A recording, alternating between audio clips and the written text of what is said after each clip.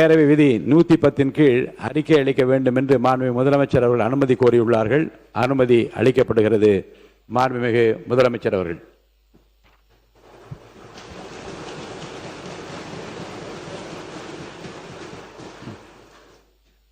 மாண்புமிகு பேரவைத் தலைவர் அவர்களே,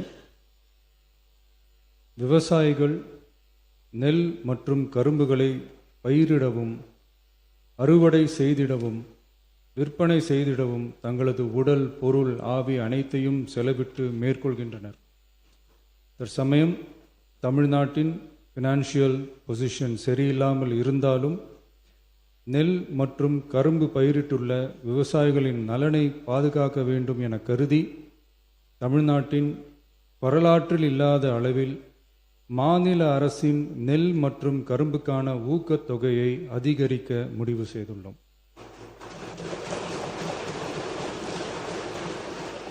நெல் கொள்முதல் பருவம் வரும் செப்டம்பர் 1ஆம் தேதி தொடங்க இருப்பதால் குறைந்தபட்ச ஆதரவு விலையுடன் மாநில அரசின் ஊக்கத்தொகையாக சன்னரக நெல்லுக்கு குவிண்டால் ஒன்றுக்கு ரூபாய் 289 மற்றும் பொது ரக நெல் ஒன்றுக்கு ரூபாய் 159 என உயர்த்தி சன்னரக நெல் ரூபாய் 2750 பொது ரக நெல் ரூபாய் 2600 என வழங்கப்படும்.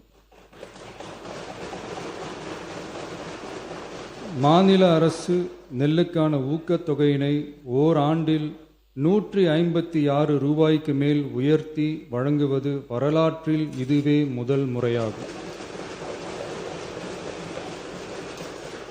அதேபோல 2025-26 கரும்பு அரவை பருவத்தில் சர்க்கரை ஆலைகளில் பதிவு செய்து கரும்பு வழங்கும் விவசாயிகளுக்கு ஒன்றிய அரசு மெட்ரிக் டன் ஒன்றுக்கு ரூபாய் 3290.50 நிர்ணயம் செய்துள்ளது. அதற்கு மேல் தமிழ்நாடு அரசால் சிறப்பு ஊக்கத்தொகையாக டன் ஒன்றுக்கு 709.50 ரூபாய் வழங்கப்படும். இதன் மூலம் விவசாயிகளுக்கு டன் ஒன்றுக்கு 4000 ரூபாய் கரும்பு விலையாக கிடைக்கப்பெறும். கடந்த 5 ஆண்டுகளில் கரும்பிற்கான சிறப்பு ஊக்கத்தொகை 156 ரூபாய் மட்டுமே உயர்த்தி வழங்கப்பட்ட நிலையில் தற்போது முதல் ஆண்டிலேயே 360.50 ரூபாய் உயர்த்தப்பட்டுள்ளது